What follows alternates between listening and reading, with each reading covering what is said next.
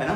तो अपन देखो बेटा काय के बारे में डिस्कस करेंगे अब, लिमिटेशंस ऑफ कूलाम्स लॉ। मतलब कूलाम्स लॉ की भी कुछ डेफिनेशन क्या कहते हैं लिमिटेशंस है, कहीं कहीं ये ओबेड नहीं होता है, मतलब हर जगह अपन इसे अप्लाई नहीं कर सकते। कूलाम्स लॉ अप्लाई करने के लिए कुछ सर्टेन कंडीशंस ही हैं, उन्हीं कंडीशन में क्या करेगा ये फॉलो होगा, ठीक है।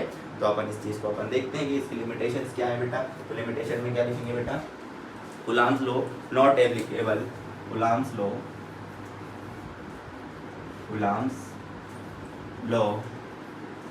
Not applicable in all situations, ठीक है। कुछ दो तीन है, उन दो तीन के बारे में याद रखना बेटा। पहली क्या है, the electric charge must be at rest. कहाँ पर एप्लीकेबल होगा, तीन जगह एप्लीकेबल होगा। कहाँ एप्लीकेबल होगा, electric charge must be eight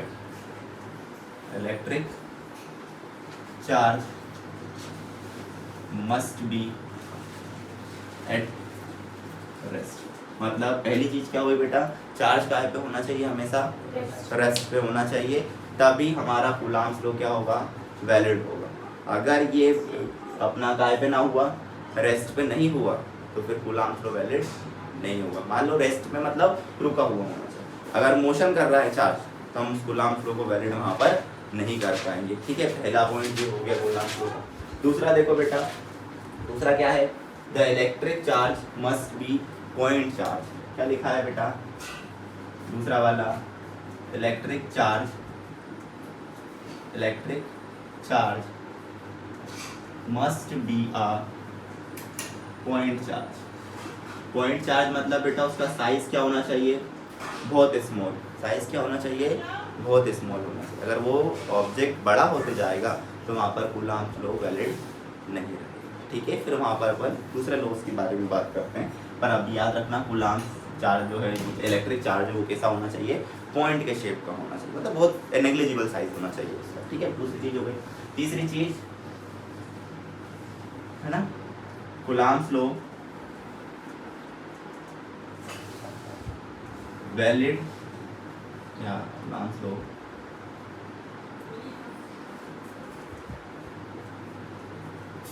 valid greater then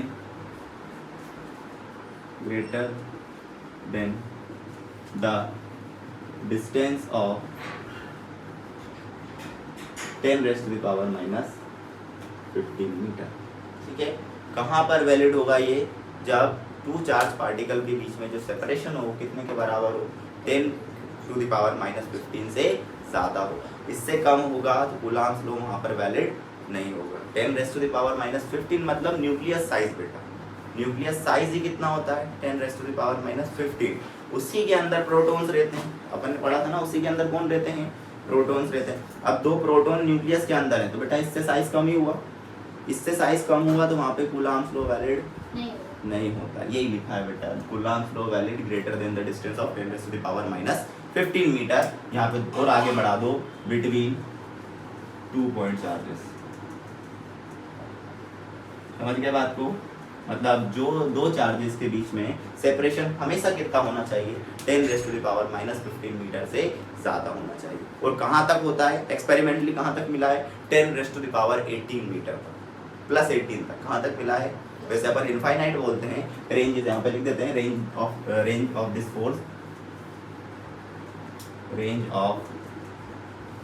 force is infinite, ठीक है, इनफाइनाइट है। बट एक्सपेरिमेंटली क्या होती है, एक्सपेरिमेंटली अगर हम इसकी बात करें, एक्सपेरिमेंटली क्या होती है, एक्सपेरिमेंटली ये होती है 10 raised to the power 18 metre. कहाँ तक लगता है बेटा, 10 raised to the power 18 metre तक लगता है। ये कुछ इसकी अपनी बात हो गई, ठीक है। अब देखो मैंने चार्ज की यूनिट के बारे में तुम्हें थोड़ा सा बताया था, unit of charge upon coulomb लेते हैं, वो हमारी कौन सी यूनिट है, उसकी एसआई यूनिट, ठीक है ना। अगर अपन इसमें बात करें यूनिट ऑफ चार्ज की, तो यूनिट ऑफ चार्ज, अगर यूनिट ऑफ चार्ज अपन ने लिया है और यूनिट ऑफ चार्ज की बात करें तो अपन ने कौन सी पढ़ी थी बेटा, कूलाम पढ़ी थी, कूलाम पढ़ी थी। ये कौन सी यूनिट है इसकी, एसआई यूनिट, ठीक है। इसी तरीके से एक और यूनिट होती है बेटा, कौन सी होती है, स्टेट कूलाम। कौन सी होती है, स्टेट कूलाम। ये क्यों बता रहा हूँ, कौन सी यूनिट है ये? कौन सी यूनिट है?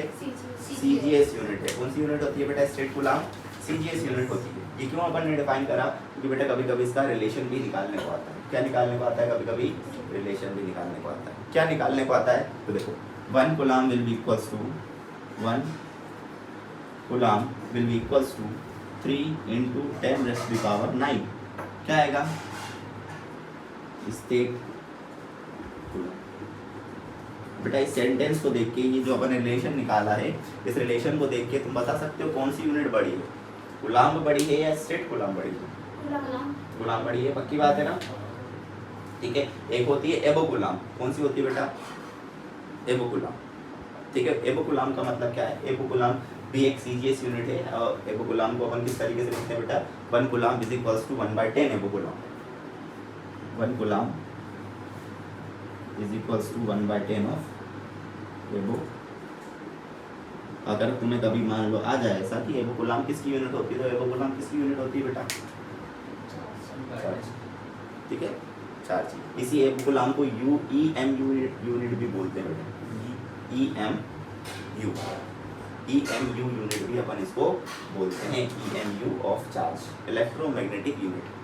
ईएम का मतलब क्या है यहाँ पर? Electromagnetic unit of charge. इसी को बोलते हैं एबो कूलाम को। अब यहाँ देख के बताओ बेटा, कूलाम बड़ा है कि एबो कूलाम बड़ा है? कूलाम बड़ा है। ध्यान से देखो बेटा, नहीं है, ये पेन इधर आएगा। ठीक है, तो एबो कूलाम क्या होगा? इसमें ग्रेटर होगा और कूलाम क्या होगा? स्मॉलर होगा। ठीक है ना? इस चीज़ पे ध्यान रखना बेटा। ये इसकी अपन ने लिमिटेशंस की बात कर ली और ये काय की बात कर ली? यूनिट ऑफ चार्जेस की बात कर ली। इसको फटाक से नोट करो। इसके बाद अपन सुपरपोजिशन प्रिंसिपल की डेरिवेशन करेंगे। सुपरपोजिशन प्रिंसिपल करेंगे और सुपरपोजिशन प्रिंसिपल की करेंगे डेरिवेशन करेंगे। बाकी न्यूमेरिकल जो है कूलाम्स लॉ पे, वो कब करेंगे? अभी फोर्स का ही चल रहा है सब कुछ, तो बीच बीच में अपन न्यूमेरिकल सबकी लेते जाएंगे। ठीक है, जैसे कल छुट्टी है, ज़्यादा ले सकते हैं अपन, तो न्यूमेरिकल पढ़ेंगे, है ना? न्यूमेरिकल करेंगे, कुछ कॉन्सेप्ट करेंगे, सारी चीज़ें। केमिस्ट्री की तो लगेगी नहीं अब। केमिस्ट्री की तो लगेगी क्यों? पढ़ाऊंगी ना तो इसको चलो हम बता देंगे, आसानी है ना थोड़ा। टाइम बता देंगे।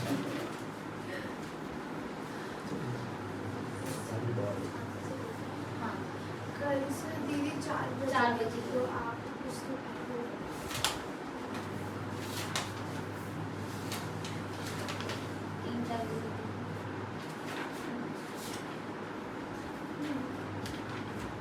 ठीक है, तो देखो ये लिख लिया क्या बेटा? अगर ये कंप्लीट हो गया तो देखो अपन अब क्या पढ़ने वाले हैं?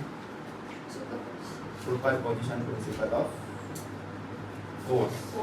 सुपरपोजिशन प्रिंसिपल ऑफ फोर्स बोलते हैं। ठीक है, या फोर्स बिटवीन मल्टीपल चार्जेस बोलते हैं। दो नाम है इस चीज़ के। क्या बोलेंगे? सुपरपोजिशन प्रिंसिपल, या फिर दूसरा क्या बोलेंगे बेटा? Force between multiple charges.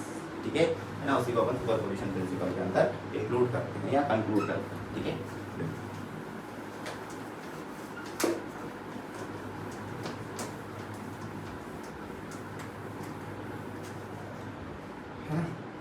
तो इसके बारे में बात करते हैं अपन। क्या बोला मैंने? Superposition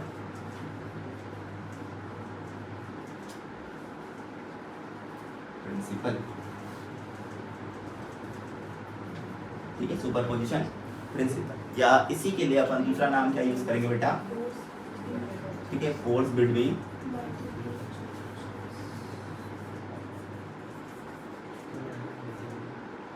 multiple.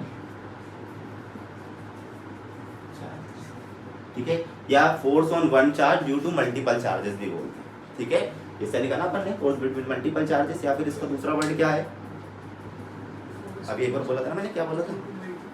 देखो, force on a single charge due to multiple charges, ये भी इसका दूसरा नाम है। ठीक है, तो वो तुम इसमें नोट कर सकते हो कि अगर सिंगल चार्ज के ऊपर ढेर सारे चार्जेस मिलके क्या लगा रहे हो?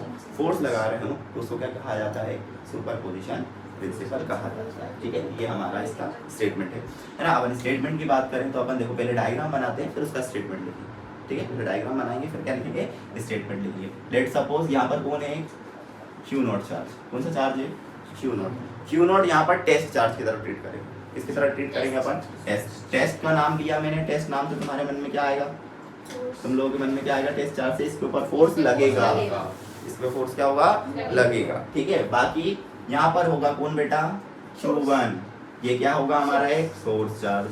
तो ये बताओ क्या करेगा इसके ऊपर फोर्स फोर्स। लगाएगा। सिमिलरली यहाँ पर कौन होगा एक Q2 चार्ज, अगेन ये भी क्या होगा एक सोर्स चार्ज होगा, ये भी क्या होगा सोर्स चार्ज होगा। तो ये भी क्या करेगा बेटा इसके ऊपर फोर्स।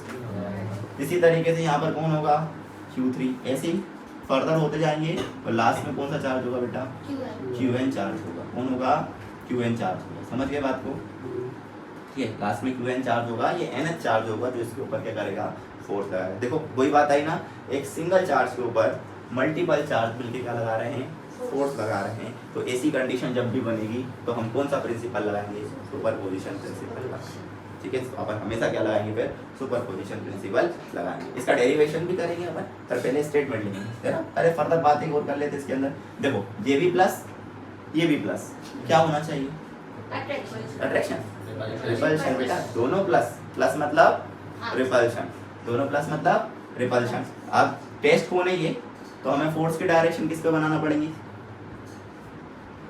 Q0 के ऊपर, जिसके ऊपर फोर्स लगता है ना बेटा उसी के ऊपर क्या देखते हैं अपन हमेशा डायरेक्शन देखते हैं। जैसे ये सोर्स है बेटा, ये फोर्स लगाएगा तो इसको धक्का देना चाहेगा ना, धक्का देगा तो मूव कौन होगा हमारा Q0। तो डायरेक्शन ऑफ फोर्स कौन सी आएगी हमेशा ये वाली। बताओ इसका स्टेटमेंट बताओ, क्या लिखोगे इसको F01 force on 0 due to direction, यही आएगी। हमेशा याद रखना ये वाली चीज भी बेटा, जिसके ऊपर फोर्स लग रहा है डायरेक्शन हमेशा उसी पे बनाई जाती है। समझे बात को। अभी आगे ट्रायंगल रेक्टेंगल सॉल्व करेंगे कुछ कुछ, तो हमेशा याद रखना किसके ऊपर बनाई जाती है डायरेक्शन हमेशा जिसके ऊपर फोर्स लग रहा हो, लग रहा हो मतलब, ठीक है। अब देखो डिस्टेंस लिखना है बेटा, ये 1 पॉइंट है, ये कौन से पॉइंट पे जा रहे हैं अपन 0, तो क्या लिखते हैं फाइनल माइनस, तो फाइनल माइनस इनिशियल को आर के फॉर्म में किस तरीके से लिखते हैं बताया था ना, ट्रायंगुलर लॉ से 1 0 सही लिखा है। 1 से कहाँ जा रहे हैं अपन 0 की तरफ, तो इसको क्या लिखेंगे R0 माइनस R1, ये होगा ना इसका डिस्प्लेसमेंट।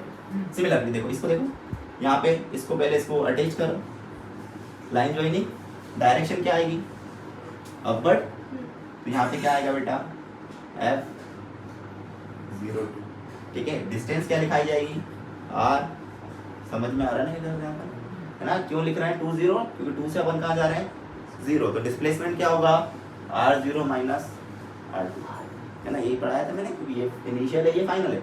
डिस्प्लेसमेंट क्या होता है फाइनल माइनस इनिशियल। सिमिलरली देखो थर्ड को देखो बेटा, यही होगा थर्ड, थर्ड इसका फोर्स कहाँ जाएगा F0, इसको क्या लिखेंगे। सिमिलरली इसको देखो लास्ट वाले को बेटा QN, और यहाँ से इसकी डायरेक्शन क्या जाएगी। अब देखो इसके अंदर क्या बात है बेटा, कोई एक डायरेक्शन आ रही है क्या, मल्टीपल डायरेक्शन है फोर्सेस की because of the multiple charges, ठीक है। फोर्स की क्या है अलग अलग डायरेक्शन है, क्यों, क्योंकि चार्जेस भी ढेर सारे हैं हमारे पास, तो हम ये अलग अलग फोर्स नहीं ले सकते। इन सब को इंक्लूड करके क्या निकालेंगे नेट फोर्स निकालेंगे, क्या निकालेंगे नेट फोर्स। उस नेट फोर्स को निकालने के लिए किस प्रिंसिपल का यूज करा जाता है सुपरपोजिशन प्रिंसिपल का यूज। डेरिवेशन जो है डेफिनेशन जो है वो तो ठीक ही है, पर मतलब क्या है इसका समझ में आया तुम्हें। मतलब ये है बेटा कि जब मल्टीपल डायरेक्शन आएंगी, मल्टीपल फोर्सेस होंगे, तो उन फोर्सेस का वेक्टर सम करना ही क्या कहलाता है सुपरपोजिशन प्रिंसिपल कहलाता है। समझे क्या बोला मैंने, मल्टीपल फोर्सेस का वेक्टर सम करके सिंगल फोर्स निकालना क्या कहलाता है सुपरपोजिशन प्रिंसिपल कहलाता है, ठीक है। अब देखो अपन इसका क्या लिखते हैं, क्या लिखते हैं स्टेटमेंट लिखते हैं द प्रिंसिपल ऑफ सुपरपोजिशन, ठीक है। यहाँ से लिख रहे हैं अपन, क्या लिखेंगे the principle of superposition state that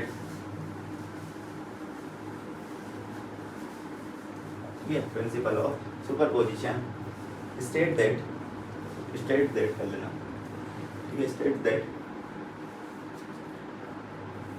when a number of charges are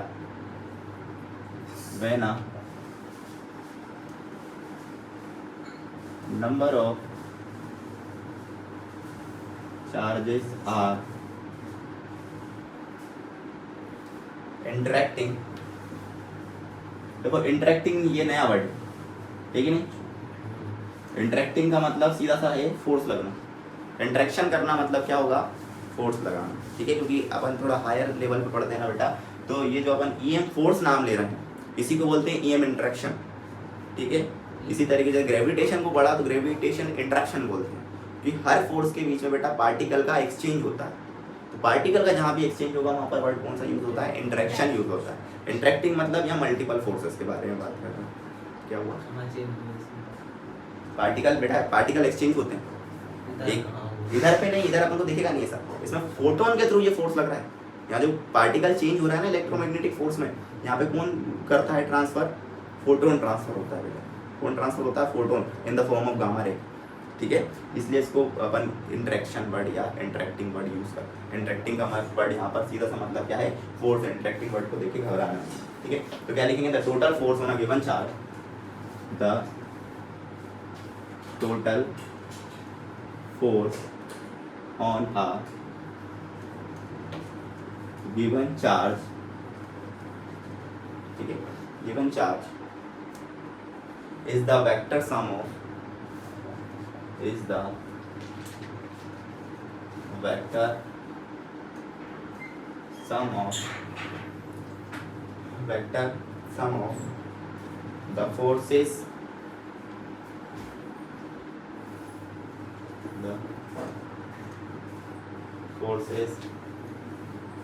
exerted by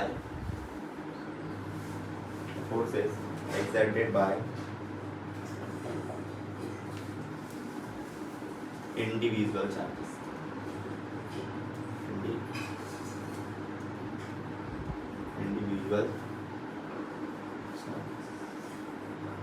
ठीक है। तो ये सुपरपोजिशन प्रिंसिपल जो है हमें वो काय का आइडिया देता है? नेट फोर्स का आइडिया देता है। काय का आइडिया देता है बेटा? नेट फोर्स का आइडिया। कैसा आइडिया देता है? अगर तुम्हें एफ नेट निकालना है, क्या निकालना है बेटा? F net. एफ नेट मतलब एफ टोटल। एफ नेट मतलब क्या? F total. वेक्टर सम करने के बाद सिंगल फोर्स आ रहा है, वेक्टर सम करने के बाद क्या आ रहा है? जो सिंगल फोर्स आ रहा है तो वो एफ नेट है। वो काय के बराबर होगा बेटा?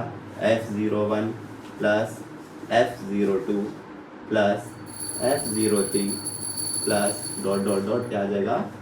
F0। ये हमारा क्या है? ये क्या है बेटा? सुपरपोजिशन प्रिंसिपल, ठीक है। तो यहाँ तक अपन ने इसको कर लिया। अपन देखो अब इसकी डेरिवेशन कर देते हैं। क्या करते हैं? डेरिवेशन, है ना। डेरिवेशन करने से पहले तो एक पॉइंट समझा रहा हूँ, उस पर फोकस करना है। पिछली बार लॉ ऑफ पैरेललोग्राम पढ़ा था, क्या काम करता था? वेक्टर एडिशन का ही काम करता था। ये क्या है? क्या लिखा है बीच में? प्लस। मतलब क्या है? ये वेक्टर एडिशन है। अब तुम देखो बेटा, जब भी वेक्टर सुपरपोजिशन प्रिंसिपल भले ही लगाओ, पर जब भी वेक्टर एडिशन करोगे कितने कितने का पार्ट्स लेके करोगे? हमेशा दो दो का। कैसे कैसे करोगे? दो दो का। याद करो पैरेललोग्राम प्रिंसिपल क्या था? अगर ए ये है और बी, ऐसे कुछ पढ़ा था ना बेटा? ए ये नीचे वाला है, बी ये वाला वेक्टर है। जब इन दोनों का सम कर रहे थे तो जो आर है वो कहाँ आ रहा था? इससे कहीं बीच में आ रहा था, दोनों के मिडिल में। तो यहाँ पर भी क्या है बेटा? F01 का और F02 का जब करेंगे तो बीच में एक तीसरा फोर्स निकल के आएगा, जिसको अपन कोई दूसरा नाम दे देंगे। जिसको अपन क्या दे देंगे? कोई दूसरा नाम। मान लो F12 दे दिया मैंने। क्या दे दिया? F12 मतलब इन दोनों के रिजल्टेंट से निकले, ठीक है। तो ये तीसरी डायरेक्शन है। अब बेटा ये जो आया है ना, इसका फिर किससे करेंगे? F03। फिर उसका किससे करेंगे? आगे फर्दर इसी तरीके से करते जाएंगे। मतलब दो दो के ऑर्डर में अपन इसको सॉल्व करते जाएंगे, ठीक है। अब पैरेललोग्राम जो लॉ बोलता है, हमें क्या बोलता है कि जो ए और बी के बीच में एंगल बनता है, जैसे यहाँ बना दे रहा हूँ मैं, ए और बी के बीच में एंगल, ए और बी के बीच में एंगल क्या बनता है बेटा? थीटा। मतलब हमें हमेशा क्या देखना पड़ेगा? ये थीटा देखना पड़ेगा कि ए और बी के बीच में एंगल कितना बन रहा है। वेक्टर ए में और वेक्टर बी में कितने का एंगल बन रहा है, पहली चीज ये देखना है अपन को। दूसरी चीज क्या देखना है बेटा कि यहाँ पर जब ये आर आया तो आर कितने एंगल पे आया? किससे? ए से। आर कितने एंगल पे आया? किससे? ए से। उसकी डायरेक्शन की काय के लिए बेटा? क्योंकि देखो फोर्स निकाला अपन ने, कैसी क्वांटिटी है? वेक्टर। इसके पास पहले से क्या है? एक डायरेक्शन है। जब तुमने इसका सम करा तो एक तीसरा फोर्स निकल के आया, तो इसके पास भी क्या होगी? एक। तो वो डायरेक्शन किससे निकालते हैं अपन? इस अल्फा से निकालते हैं। अब पैरेललोग्राम लॉ के हिसाब से अपन अगर देखें तो R will be equals to क्या लिखते हैं बेटा? a square plus b square plus 2ab cos theta. ये चीज याद रखना, ये रिजल्टेंट फोर्स निकालने के लिए। अब इसको फोर्स के लिए करेंगे तो क्या करेंगे बेटा? यहाँ पे F12 लिख देंगे आर की जगह। ए की जगह कौन आ जाएगा? F01 का स्क्वायर। इसकी जगह कौन आ जाएगा? F02 का स्क्वायर। फिर 2 तो सेम, ए बी की जगह कौन आ जाएगा F01 इंटू F02। बात समझ में आई? निकालने का तरीका यही रहेगा, एक एक करके निकालेंगे है, और ज़्यादा नहीं आएंगे तो ज़्यादा से ज़्यादा 2 या ज़्यादा से ज़्यादा 3 का सुपर पोजिशन करना पड़ेगा, इससे ज़्यादा का नहीं करना पड़ेगा, ठीक है। और दूसरी चीज़ सुनो, अब अल्फा कैसे निकालेंगे बेटा? अल्फा भी तो निकाला था अपन ने, पैरेललोग्राम लो का है बेटा।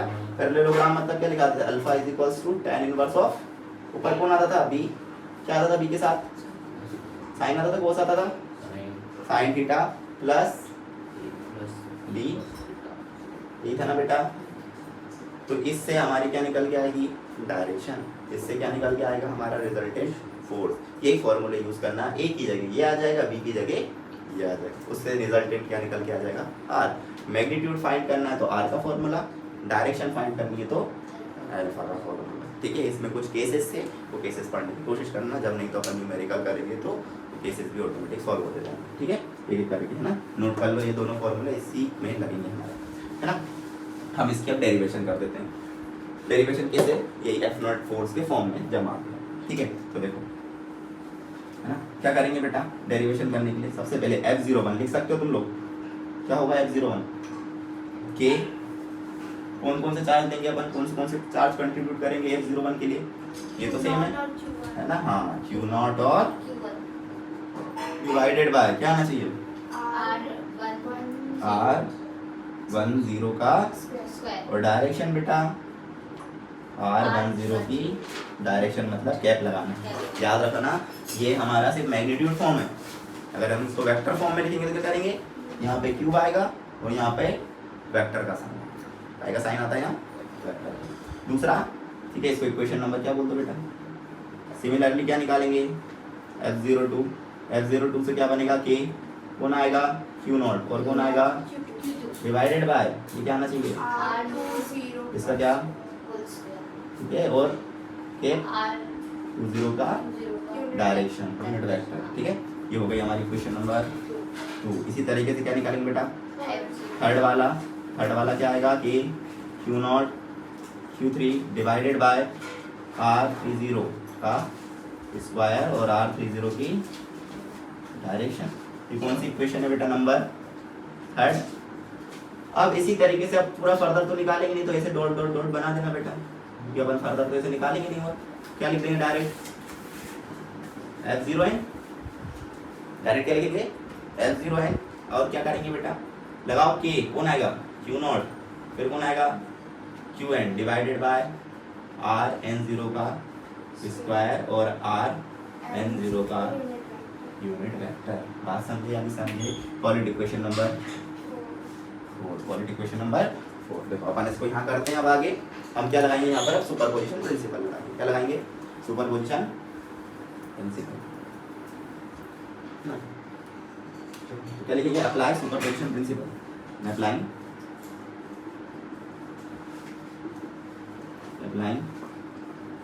Super position principle. ये है सुपर पोजिशन प्रिंसिपल बेटा, है ना। क्या लिखा है? F net will be equals to F of 01 F of 02 F of plus dot dot dot 0n। मतलब इन सबका हमको कौन सा सम करना है? वेक्टर सम करना है। वेक्टर सम के लिए यहाँ पर कौन है? सब में डायरेक्शन। सब में कौन है बेटा? डायरेक्शन है। अब ध्यान से देखो, यहाँ पे एफ नेट ही लिखे रहने दो। अब ध्यान से देखना बेटा, इसके अंदर K Q0, ठीक है, तो लिखेंगे K Q0 Q1 divided by क्या है बेटा? और K में क्या है? R10 की direction. Similarly plus sign K Q0 Q2 divided by R20 का स्क्वायर और R20 की डायरेक्शन। सिमिलरली ऐसे Q3 लिखाएगा। अब हम Q3 भी मिस कर दे रहे हैं, कोई दिक्कत? सेम लिखना है बेटा। Q2 की जगह अब क्या आएगा? Q3। लास्ट टर्म में क्या आ जाएगा? K Q0 Qn divided by Rn0 का स्क्वायर और Rn0 का यूनिट वेक्टर या डायरेक्शन, ठीक है। अब देखो कुछ कॉमन आता हुआ दिख रहा है? कुछ कॉमन आता हुआ दिख रहा है? एफ नेट ना, K कॉमन आ गया, Q0 कॉमन आ गया, अंदर क्या बचेगा बेटा?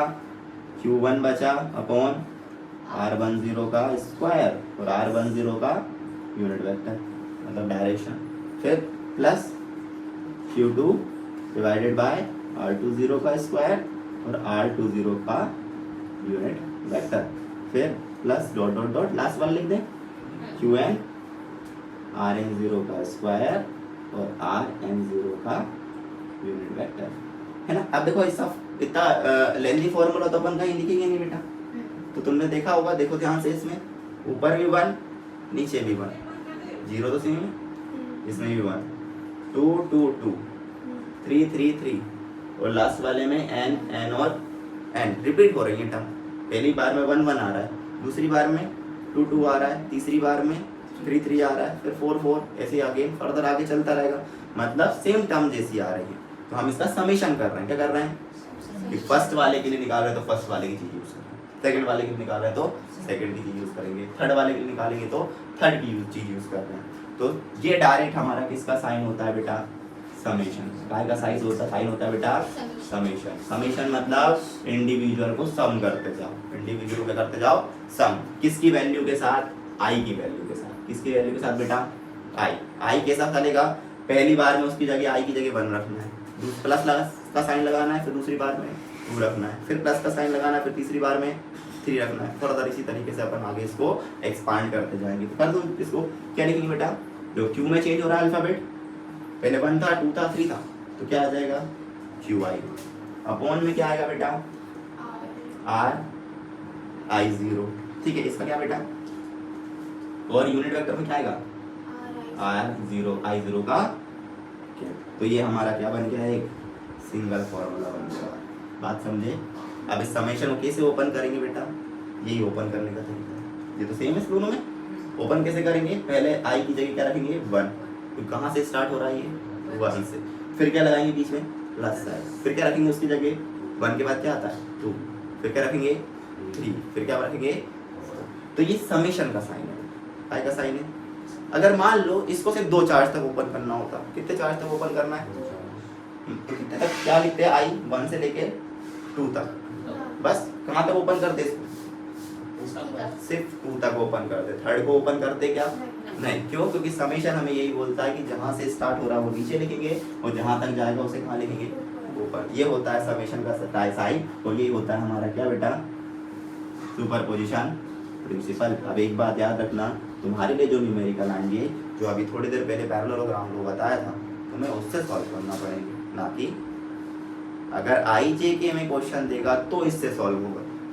बात को समझे, ध्यान से समझना। अगर आई जे के में दिए, मतलब आई की पोजीशन दी और उसके साथ आर की वैल्यू देके रखी कि इसका ये आर इतना है, पोजीशन इतनी, ये दिया उसकी पोजीशन दी कि भैया इसका आर इतना है, थर्ड वाला दिया उसकी पोजीशन दिया कि इसकी आर इतना है, तो इससे सॉल्व कर पाओगे। नहीं तो किससे सॉल्व होगा, किससे सॉल्व होगा, जो अभी मैंने बताया था यहाँ पर पैरेललोग्राम लॉ से सॉल्व होगा। आर तुम्हें पता होना चाहिए, अल्फा तुम्हें पता होना चाहिए। इसके एक अपन एक आधो न्यूमेरिकल इसके लिए सॉल्व करेंगे कैसे बनाना है ना। यही सीखना जरूरी है बेटा कि कहाँ पर हमको आर यूज करना है, आई जे के कहाँ यूज करना है, और पैरेललोग्राम लॉ इन सबको कहाँ यूज करना है, ठीक है।